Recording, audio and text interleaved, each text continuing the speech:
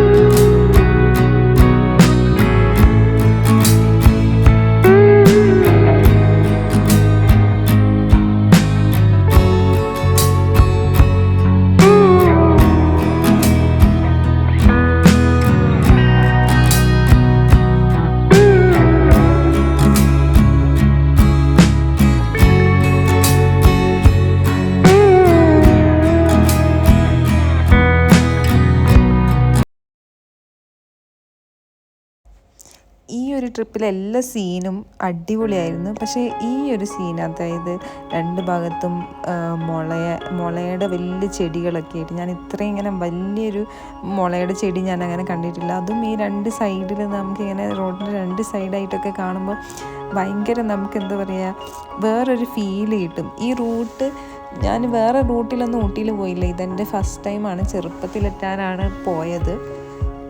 അപ്പം അതിന് ശേഷം ഒരു ബോധം വന്നതിന് ശേഷം ഇപ്പോഴാണ് ഞാൻ ഊട്ടി കാണുന്നത്.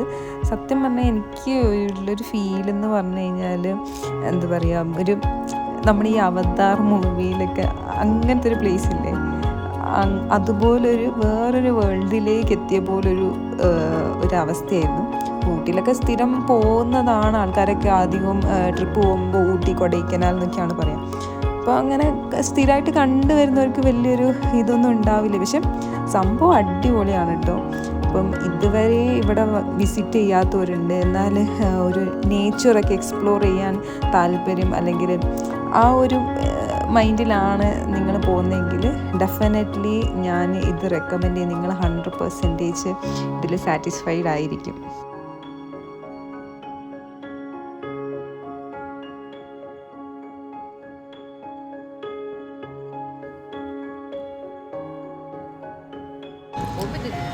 ഞാൻ എക്സ്പെക്ട് ചെയ്ത പോലെയല്ല, ബ്യൂട്ടിഫുൾ ആണ്. അതിൻ്റെ മുന്നിൽ വരാത്ത ആരെങ്കിലും ഉണ്ടെങ്കിൽ ഊട്ടിയിൽ ഷുവറായിട്ട് വരണം അല്ലേ ടാട്ടു? ഊട്ടിയിൽ നിലമ്പൂർ റൂട്ട് എടുത്തിട്ട് വരണം അല്ലേ ടാട്ടു?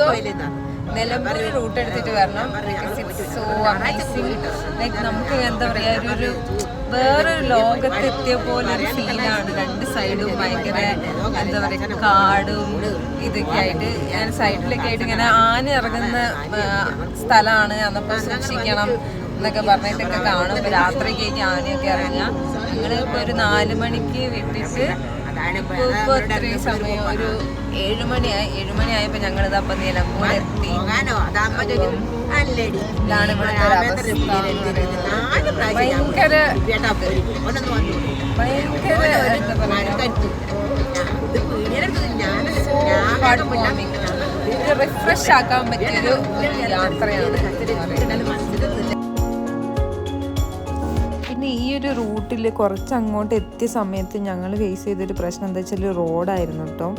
റോഡെന്ന് പറഞ്ഞാൽ നമ്മൾ സാധാരണ കണ്ടുവരുന്ന കുഴിയൊന്നും അല്ല, കുഴിയെന്ന് മനസ്സിലായി. ഇത് കണ്ടോ, ഒരു റോഡിൻ്റെ പകുതിയിലധികം, ഒരു പകുതിയല്ല, ആ ഒരു പെർട്ടിക്കുലർ ഭാഗം തന്നെ ഇല്ല. പിന്നെ അവിടെ അതിലെ പോകുന്ന വാഹനങ്ങളൊക്കെ കണ്ടു കഴിഞ്ഞാൽ നമുക്ക് പേടിയാവും. വലിയ ലോറി എന്ന് വെച്ച് കഴിഞ്ഞാൽ അതിൻ്റെ ബാക്കിൽ പോകുന്ന സമയത്ത് എൻ്റെ ചങ്ക് ഇങ്ങനെ ഒരുമാതിരി ഭയങ്കര ടെൻഷനായിരുന്നു. കാരണം ഈ നെഗറ്റീവായിട്ട് ചിന്തിക്കാനും പറ്റുന്നില്ല, ഇങ്ങനെ ഒന്നുമില്ല അങ്ങനെയായിരുന്നു. കാരണം ആ ലോറി ഇങ്ങനെ ഓരോ കുഴിയിൽ എത്തുമ്പോൾ ആടുന്ന സമയത്ത് നമ്മളെ കാറ് തൊട്ട് പുറകിലായിരിക്കും. അപ്പം അതിനനുസരിച്ച് നമുക്ക് ടെൻഷൻ കൂടും. അപ്പോൾ ആ ഒരു റോഡ് ഭയങ്കര ഒരു സീനായിട്ട് തോന്നി. അങ്ങനെ ഒരു ഇതുണ്ടായിരുന്നു. പക്ഷേ തമിഴ്നാട്ടിലേക്ക് കയറിയതിന് ശേഷം പിന്നെ നല്ല റോഡായിട്ടോ. അതെന്തുകൊണ്ടാണ് അങ്ങനെ എന്ന് മനസ്സിലായില്ല. ഇനിയിപ്പം തമിഴ്നാട്ടിൽ മഴ കുറവ് കിട്ടുന്നത് കൊണ്ടാണോ എന്താണോ നമുക്കറിയത്തില്ല. പക്ഷെ അവിടുത്തെ റോഡൊക്കെ നല്ലതായിട്ടായിരുന്നു ഫീൽ ചെയ്ത. ഇങ്ങനെ ഈ വലിയ കുഴികളും ഇതൊന്നും നമ്മൾ കണ്ടില്ലായിരുന്നു. പിന്നെയാണ് നമ്മൾ ഈ തേയിലത്തോട്ടം, അതായത് നമ്മൾ മൂന്നാറിലൊക്കെ കാണുന്ന പോലത്തെ തേയിലത്തോട്ടം രണ്ട് സൈഡായിട്ട് ഇങ്ങനെ കണ്ടു തുടങ്ങി. അത് ഭയങ്കര ഒരു എന്താ പറയുക, നമ്മളൊരു ഫ്രഷ് എയർ നമ്മളെ സോളിന് കിട്ടിയ പോലത്തെ ഒരു ഫീലായിരുന്നു കേട്ടോ ആ ഒരു സീനറി എന്ന് പറയുന്നത്. അത് മാത്രമല്ല പിന്നെ അവിടെ നമ്മൾ എന്ത് ചെയ്തെന്ന് വെച്ച് കഴിഞ്ഞാൽ നൈസായിട്ട് ആ ഒരു സീനറി ചായയൊക്കെ കുടിച്ച് സീനറിയൊക്കെ കണ്ടുകൊണ്ടിരുന്നു. പിന്നെ ഞാൻ പറഞ്ഞില്ലേ, ഇതെന്ന് പറഞ്ഞാൽ ഈ ഒരു റൂട്ട് എന്ന് പറഞ്ഞാൽ നമുക്ക് ബോറടിക്കത്തില്ല. എന്ന് വെച്ചാൽ സെയിം സീനറി ആയിരിക്കത്തില്ല പിന്നെ ഒരു നെക്സ്റ്റ് ഒരു 1 hour കഴിയുമ്പോഴത്തേക്ക്. അപ്പോൾ അതേപോലെ ഒരു സീനാണിത്. ഇങ്ങനെ ഭയങ്കര തേക്ക് മരമാണെന്ന് തോന്നുന്നു. തേക്ക് ഇങ്ങനെ ഭയങ്കര എന്താ അതിന് പറയുക, നമ്മൾ ഈ പുഷ്പ ഫിലിമൊക്കെ അല്ലേ അതിലത്തെയൊക്കെ ഒരു സീനാണ്. അപ്പോൾ ഇത്രയും നേരം നമ്മൾ ഭയങ്കര പച്ചപ്പ്, 2 സൈഡ് പച്ചപ്പ്, പിന്നെ അത് കഴിഞ്ഞ് നമ്മൾ 2 സൈഡ് മുള മാത്രം വലിയ മുളയുള്ളത് കണ്ടു. പിന്നെ നെക്സ്റ്റ് ഇതായിരുന്നു കണ്ടത്. ഇതൊരു എന്താ പറയുക, വേറൊരു നമുക്കില്ലേ ഈ കമ്പ്യൂട്ടറിൻ്റെ വാൾപേപ്പറൊക്കെ മാറുന്ന സമയത്ത് ഉള്ളൊരു ഫീലില്ലേ, അതൊരു 3D എഫക്റ്റിൽ കിട്ടിയാൽ എങ്ങനെ ഉണ്ടാവും, അങ്ങനത്തെ ഒരു ഫീലായിരുന്നു എനിക്കിത് കേട്ടോ. പക്ഷേ ഈ ഒരു സമയം ആയപ്പോഴത്തേക്ക് ഞാൻ അത്യാവശ്യം എന്താ പറയുക, ഞാൻ അങ്ങനെ ട്രാവൽ ചെയ്ത് ശീലമില്ലാത്തതുകൊണ്ട് അത്യാവശ്യം ഒരു വഴി ആയതുകൊണ്ട് എനിക്ക് വണ്ടി നിർത്തി ഫോട്ടോസ് എടുക്കാനൊന്നും പറ്റിയില്ല.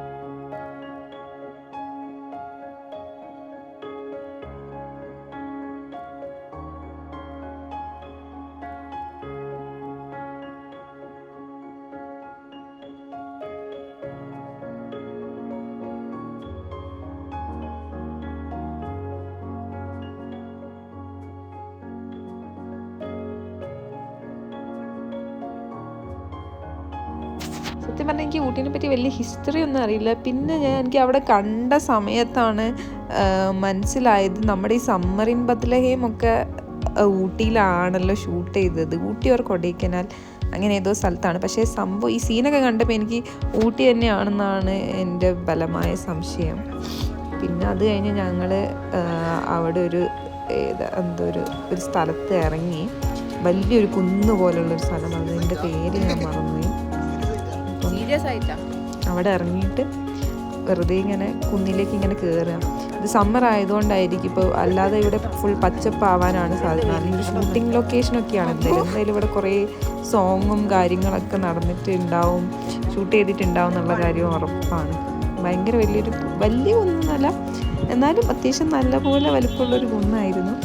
കയറിക്കഴിഞ്ഞാൽ പ്രത്യേകിച്ച് അങ്ങനെ വലിയ വ്യൂ ഒന്നുമില്ല. പക്ഷെ എന്തെങ്കിലുമൊക്കെ എന്താ പറയുക, ഇങ്ങനെ സംസാരിച്ചിരിക്കാനൊക്കെ പറ്റിയൊരു പ്ലേസാണ്. എനിക്കൊന്ന് കുറച്ചുകൂടി ഇതിപ്പോൾ ആക്ച്വലി ഞങ്ങൾ പോയത് സീസണിലല്ലായിരുന്നു. അതുകൊണ്ട് തന്നെ എന്താ പറയുക,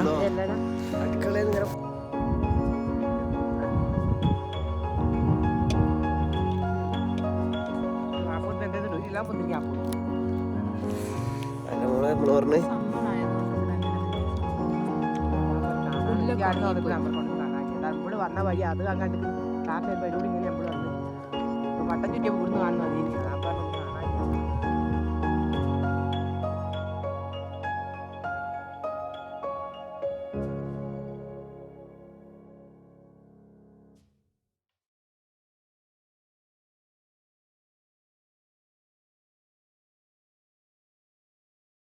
ഫൈനലി നമ്മൾ മറ്റേ ഊട്ടി ടോയ് ട്രെയിൻ ഉണ്ടല്ലോ, അപ്പോൾ ആ ടോയ് ട്രെയിന് നമ്മൾ ബുക്ക് ചെയ്തിട്ടില്ലായിരുന്നു. അപ്പോൾ ഈ ഓൺ ദ വേയിൽ നമ്മൾ ബുക്ക് ചെയ്യാൻ നോക്കി, പക്ഷെ ഒരു സീറ്റ് ആയിട്ടാണ് അവൈലബിൾ ആയിട്ടുള്ളൂ. അപ്പോൾ ഓൾറെഡി ആരെങ്കിലും വരുന്നുണ്ടെങ്കിൽ ഓൾറെഡി ബുക്ക് ചെയ്തിട്ട് വരിക. ഊട്ടി റെയിൽവേ സ്റ്റേഷനിൽ അതാണ് നമുക്ക് ഒരു ഡിലേ വരാൻ കാരണം ഊട്ടി റെയിൽവേ സ്റ്റേഷനിൽ അടിച്ച് ഞാൻ വരത്തില്ല. ഒരു ഉടമംഗലം എന്ന് പറഞ്ഞിട്ടൊരു സ്റ്റേഷൻ ഉണ്ട്, അതാണ് ആക്ച്വലി ഊട്ടി റെയിൽവേ സ്റ്റേഷൻ. അപ്പോൾ ഉടമംഗലം ടു അപ്പോൾ അങ്ങനെയാണ് എടുക്കേണ്ടത്. അപ്പം ഞങ്ങൾ എന്ത് വിചാരിച്ചു വെച്ചാൽ എന്തായാലും 1 ഡേ ഇവിടെ സ്റ്റേ ചെയ്യും. അപ്പം നാളെ രാവിലെ പോയി കണ്ട് വരാമെന്ന് വിചാരിക്കുന്നത്. ഇപ്പം ഞങ്ങൾ തൽക്കാലം ഒരു എന്താ പറയുക, ഒരു ബോട്ടിങ് എന്തോന്ന് പറഞ്ഞിട്ടൊരു സംഭവം, ഒരു ബോട്ടിംഗ് ആണ് സംഭവം. അപ്പോൾ അതിൽ കയറാമെന്ന് വിചാരിക്കുന്നു. That's all about till now. ഇങ്ങനെ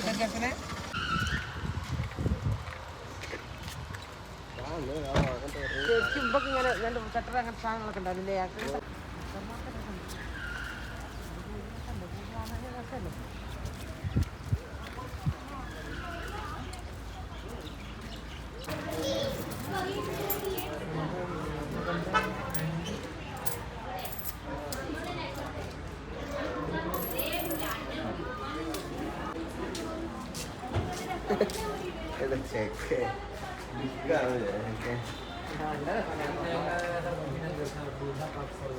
നിങ്ങൾ കുറെ വളർത്തലില്ലായിരുന്നു അത്. പിന്നെ അവിടെ നമ്മൾ ബോട്ടിങ്ങിൻ്റെ ടിക്കറ്റൊക്കെ എടുത്തിട്ട് ഇങ്ങനെ വരുന്ന സമയത്ത് ഇങ്ങനെ ഒരു ബോർഡ് കണ്ടു. ഇത് ആക്ച്വലി തമിഴ്നാട്ടിൽ നമുക്ക് വിസിറ്റ് ചെയ്യാൻ പറ്റിയ ടൂറിസ്റ്റ് പ്ലേസുകളൊക്കെയാണ് കേട്ടോ. അപ്പോൾ ഇത് ഭയങ്കര ഉപകാരമായിട്ട് തോന്നി. ഇത് ആക്ച്വലി അവരുടെ ടൂറിസം പ്രൊമോഷൻ്റെ ഭാഗമായിട്ട് ഇങ്ങനെ വെച്ചതാണെന്ന് തോന്നുന്നു. ഇത് ആക്ച്വലി ഭയങ്കര ഹെൽപ്ഫുൾ ആട്ടോ. നമ്മളിപ്പോൾ ഫസ്റ്റ് ആയിട്ടൊരു സ്ഥലത്ത് വിസിറ്റ് ചെയ്യാൻ വരുമ്പം ഗൂഗിളിൽ നോക്കുകയാണെങ്കിലും കണ്ടമാന റിസൾട്ട് വരുന്ന സമയത്ത് ഒരു പ്രോപ്പറായിട്ട് നമുക്ക് സെലക്ട് ചെയ്യാൻ പറ്റത്തില്ല. നമ്മൾ ടൈം അധികം ഇങ്ങനെ വേസ്റ്റ് ആയി പോകും. പിന്നെ അതിൽ ഞാൻ നമ്മുടെ ഈ ഓസ്കാർ വിൻ ചെയ്ത് കഴിഞ്ഞാൽ മുത്തുമലയാന്ന് തോന്നുന്നു, തേന്മലയോ മുത്തുമലയിലെ അതും കണ്ട്. അവിടെയും ഒരു ടൂറിസ്റ്റ് പ്ലേസ് ആണ് അത്. ആക്ച്വലി ആനകൾ വളർത്തുന്നൊരു പ്ലേസ് ആണെന്നാണ് എൻ്റെ ചെറിയൊരു അറിവ്. എനിക്ക് വലിയ നോളജ് ഇല്ല. പിന്നെ ഇതാണ് ആക്ച്വലി ബോട്ടിങ്ങിൻ്റെ ടിക്കറ്റ് എടുക്കുന്ന പ്ലേസ്. അപ്പോൾ അതിൻ്റെ ഒരു പ്രൈസും കാര്യങ്ങളൊക്കെ വെച്ചാൽ ഇപ്പോൾ 2 സീറ്റർ ആണെങ്കിൽ ഞങ്ങളെടുത്ത പെഡൽ ബോട്ടാണ്. അതിൽ 2 സീറ്റർ ആണെങ്കിൽ 250 പ്ലസ് എക്സ്ട്രാ ഒരു 250 നമ്മൾ ഡെപ്പോസിറ്റ് പോലെ കൊടുക്കണം. ടോട്ടൽ ഒരു 500 കൊടുക്കണം. അതും കഴിഞ്ഞ് കഴിഞ്ഞാൽ അല്ല, ഇപ്പോൾ 4 സീറ്റർ ആണെങ്കിൽ 250 പ്ലസ് ഡെപ്പോസിറ്റ് 350 700 കൊടുക്കുക. അപ്പം നമുക്കിങ്ങനെ ഒരു ബോട്ട് അവർ സ്വന്തമായിട്ട് തരും. അപ്പോൾ ഇങ്ങനെ തുഴഞ്ഞ് എവിടെ വരെയും വേണമെങ്കിൽ പോവാം. ആദ്യം എനിക്ക് ഒരു പേടി ഉണ്ടായിരുന്നു, കാരണം ആദ്യമായിട്ടാണ് ഇങ്ങനെ ഒരു സാധനത്തിലൊക്കെ കയറുന്നത്, പെഡലൊക്കെ ചവിട്ടി ഇങ്ങനെയൊക്കെ പോകുന്നത്. പിന്നെ ടാട്ടൂസ് ഉള്ളത് കൊണ്ട് വലിയ പേടിയില്ലായിരുന്നു. എനിവേ നൈസായിരുന്നു കേട്ടോ. ഇങ്ങനെ വൈബ് ചെയ്ത് പോകാനൊക്കെ, ഇങ്ങനെ ചുമ്മാ പോകാനൊക്കെ താല്പര്യം ഫ്രണ്ട്സൊക്കെ ആയിട്ട് വരുന്ന സമയത്ത് നൈസായിരിക്കും. കുറേ നമ്മൾ ബെസ്റ്റ് ഫ്രണ്ട്സൊക്കെ ആയിട്ട്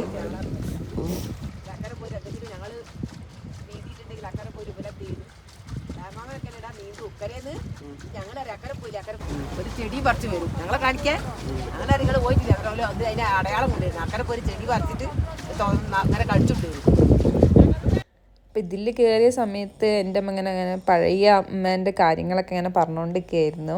അപ്പം അമ്മേൻ്റെ വീടെന്ന് പറഞ്ഞാൽ ഇങ്ങനെ വലിയൊരു പുഴയുടെ അടുത്തായിട്ടാണ് വീട്. അപ്പോൾ ഇവർ അലക്കാനൊക്കെ അവിടെയാണ് പോവുക. അപ്പോൾ മൊത്തം 5 കുട്ടികളാണ്. അതിൽ 3 ആൺകുട്ടികളും ഇവർ 2 പെൺകുട്ടികളുമാണ്. അപ്പോൾ ഇതിൽ എന്താ പറയുക, മാമന്മാരൊക്കെ ഇങ്ങനെ ഇവർ അക്കരെ വരെ നീന്തി എന്നൊക്കെ പറയും. അപ്പോൾ അതിന് അടയാളം കാണിച്ചു കൊടുക്കാൻ വേണ്ടി അവിടെ നിന്ന് ചെടിയൊക്കെ എടുത്ത് കൊണ്ടുവരും. അങ്ങനത്തെ ഓരോ സ്റ്റോറീസൊക്കെ ഇങ്ങനെ അമ്മ ഇങ്ങനെ പറയുമായിരുന്നു. പിന്നെ വേറൊരു ട്രാജഡി എന്ന് പറഞ്ഞാൽ ഇങ്ങനെ താറാവ് നീന്തി അങ്ങ് പോയി. അപ്പം എൻ്റെ പ്രഭിമാമൻ താറാവിൻ്റെ പിന്നാലെ പോയി അവസാനം കാല് കഴിഞ്ഞ് അങ്ങനത്തെ പഴയ സ്റ്റോറികളൊക്കെ ഇങ്ങനെ മമ്മിജിക്ക് ഓർമ്മ വന്നിട്ട് അതൊക്കെ ഇങ്ങനെ ഷെയർ ചെയ്യായിരുന്നു ഞങ്ങളോട്. ഞാനിതിൽ കുടുങ്ങിപ്പോയി. ഒരേ കളറില്ല താറാവോ? അതാ അവിടെ ഇരിക്കുന്നുണ്ടോ? ആ മരത്തിൻ്റെ ഉള്ളിൽ ഇരിക്കുന്നുണ്ടോ?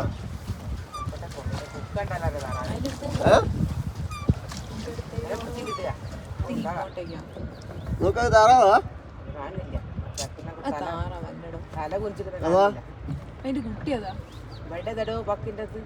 വേറെ കിളിയുണ്ട്, അതാ ചെറിയ കിളി, അതാ പോകുന്ന. ഇത് താറാവെന്ന്. താറാവിന് എന്താ പറയാ, ഫ്രോഗോ എന്തായാലും ഡക്ക് താറാവാ. അത് നമ്മളെ മുന്നിലാ പോകുന്ന. അതിനെ വെട്ടിക്ക് ഊട്ടിയുടെ ഡേ 1 ഇങ്ങനെയൊക്കെ ആയിരുന്നു, ഇത്രേ ഉള്ളായിരുന്നു. പിന്നെ അത് കഴിഞ്ഞ് നമ്മൾ ബോട്ടിംഗ് ഒക്കെ കഴിഞ്ഞ് നമ്മൾ ഫുഡൊക്കെ കഴിച്ച് പിന്നെ ഒരു ഹോട്ടൽ ബുക്ക് ചെയ്ത് നമുക്ക് നല്ലൊരു ഹോട്ടൽ ഭയങ്കര അഫോർഡബിൾ റേറ്റിന് കിട്ടിയിട്ട് ഒരു 1000 സംതിങ് 1700 നമുക്ക് വലിയൊരു ഇത്രയും വലിയൊരു ഹോട്ടൽ